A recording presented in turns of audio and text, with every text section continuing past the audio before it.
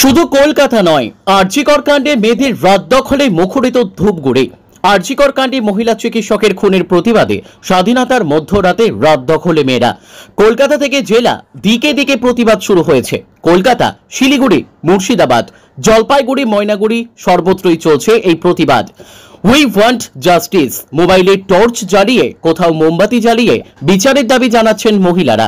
এদিকে দেখতে দেখতেই ঘড়ির কাঁটায় রাত 12টা বাজতেই স্বাধীনতা দিবসে সমবেতভাবে জাতীয় সঙ্গীত গাইলেন প্রতিবাদী মহিলারা।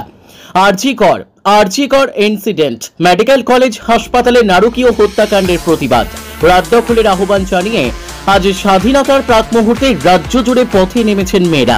আরজিকরের ঘটনার বিচার চাই স্লোগান তুলে রাত 11টা থেকে ধূপগুড়ি শহরের মায়ের থান থেকে শুরু হয় মিছিলটি।